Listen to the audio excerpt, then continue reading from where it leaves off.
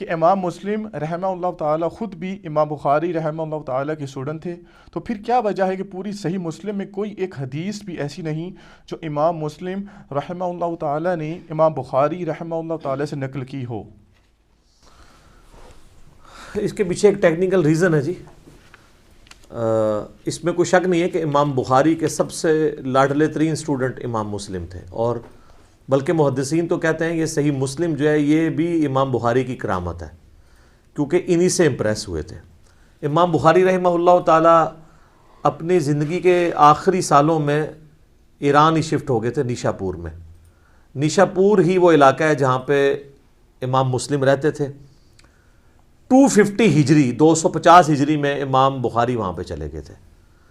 وہیں پہ امام مسلم ان کے حلقہ ارادت میں شامل ہو گئے اسٹوڈنٹ کے طور پہ. اس وقت تک ظاہر امام بخاری لکھ چکے تھے، تو یہ بخاری لکھوایا کرتے تھے اپنے اسٹوڈنٹس کو. اب اللہ کی طرف سے تقدیر غالب آئی کہ وہاں پہ ایک اور بڑے محدث تھے، امام محمد بن یحییٰ الذہلی، المتوفی 253 ہجری 253 ہجری میں فوت ہوئے. وہ امام بخاری المتوفی 256 ہجری اور امام مسلم المتوفی 261 ہجری کے مشترکہ استاد تھے.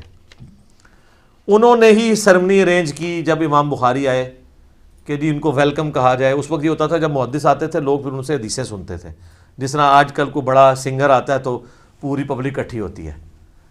اچھا، اور امام زولی نے اپنے شاگردوں کو سختی سے منع کیا کہ آپ نے امام بخاری سے خلق قرآن کا مسئلہ نہیں ڈسکس کرنا. اچھا، یہ جو میں واقعہ آپ کو بتا رہا ہوں یہ تمام اسماء و رجال کی کتابوں میں تواتر سے نقل ہوا ہے. اسماء و رجال کے حوالے سے بھی لوگ پوچھتے رہتے ہیں، یعنی یہ جو حدیث کے راوی ہیں ان کے حالات زندگی، اس علم کو جو ڈیوائز کیا گیا اسماء الرجال، رجال رجل مرد کو کہتے ہیں، اسماء ان کے نام. اس میں امام ابن حجر اسقلانی کی کتاب ہے التہذیب التہذیب، ابن حجر اسقلانی المتوفی 852 ہجری. اور ان سے بھی پہلے امام ذہبی المتوفی 748 ہجری، ان کی کتاب ہے سیر اعلام النبلاء.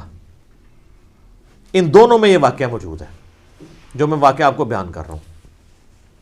اب اللہ کرنا یہ ہوا کہ اب ظاہر شرارتی لوگ تو موجود ہوتے ہیں، جس طرح یہاں کے لوگ یزید کا مسئلہ چھیڑ ہی لیتے ہیں، ٹھیک ہے نا. انہوں نے وہ انگلش میں محاورہ بھی ہے، forbidden fruits are always sweet, منع کیے گئے پھل ہمیشہ میٹھے ہوتے ہیں.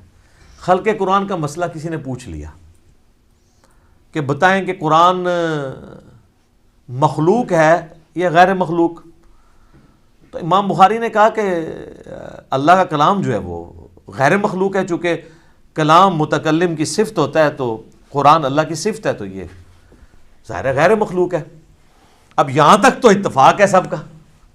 اس کے آگے دو سکول آف تھاٹ تھے. ایک سکول آف تھاٹ یہ تھا، یہ جو ہمارے ہاتھ میں مصحف ہے نا، اور یہ پیجز کے اوپر جو لکھی ہوئی انک ہے اور یہ جو الفاظ ہیں، یہ چونکہ کاتب لکھتا ہے لہٰذا یہ تو مخلوق ہے اور یہ لاجیکل بھی ہے، یہ میرے ہاتھ کی کریشن ہے. یا پرنٹنگ پریس پہ کچھ چھاپتا ہے تو اس کی کریشن ہے. قرآن کے جو الفاظ لکھے گئے، یہ لکھے ہوئے الفاظ یہ ہے تو مخلوق ہے کیونکہ ظاہر انک سے لکھے گئے، لیکن جو چیز لکھی گئی ہے وہ خود غیر مخلوق ہے. اب یہاں پہ آگے اختلاف ہے. لاجیکل بات تو یہ ہے کہ یہ جو مصحف ہے ہمارے ہاتھ کے اندر، یہ انسان نے اس کو لکھا ہے، تو یہ ہے تو غیر مخلوق چیز لکھی گئی ہے، لیکن یہ لکھنے کے بعد تو ابھی مخلوق کی فارم میں ہے نا، تبھی تو ڈسٹرائے بھی ہو جاتی ہے. اگر یہ غیر مخلوق ہو تو یہ ڈسٹرائے نہ ہو سکے.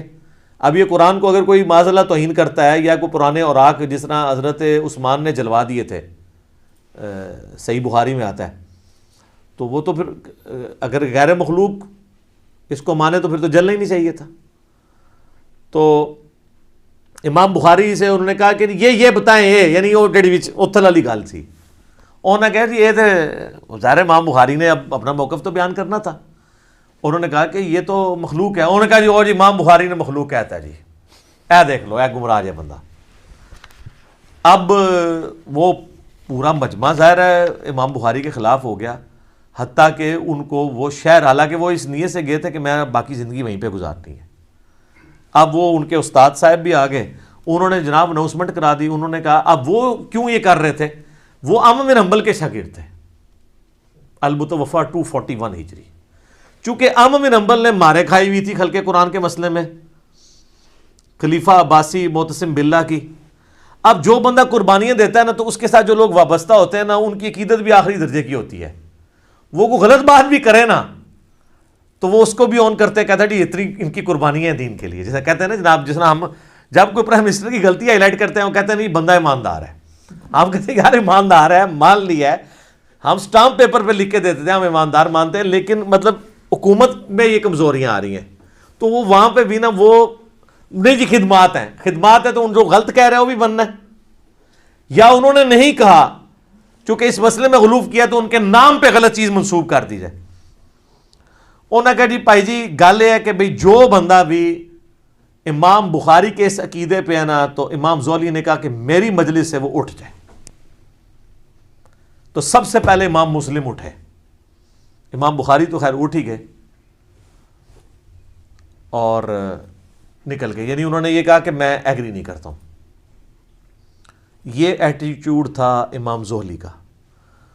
اور دوسری طرف امام زہلی کا نام اگر ہم آپ کو بتائیں تو آپ کو پتہ ہے ان کو کوئی جانتا بھی نہیں ہے. ایون اگر آپ ویکیپیڈیا پہ بھی جا کے لکھیں نا امام بخاری امام مسلم, تو آپ کو سینکڑوں صفحے ملیں گے.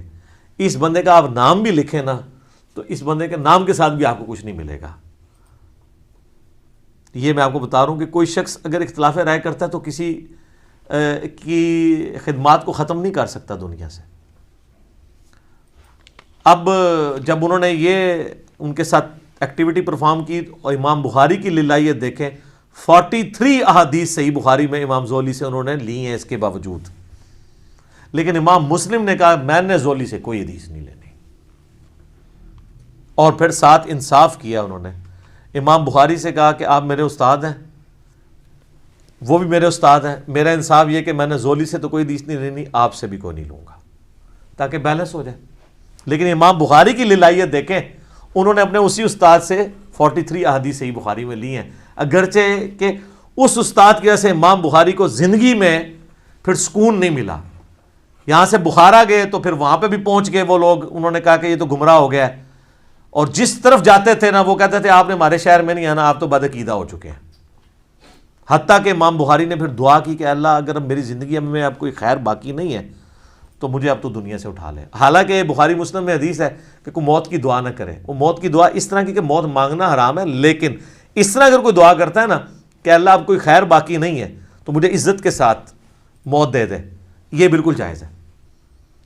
تو اپنی زندگی میں انہوں نے برا وقت دیکھا ہے, اپنے آخری, یعنی جو پنجابی کہتے ہیں نا خیر چنگی نہیں ہوئی, لیکن سر دنیا آج بخاری کرتی ہے.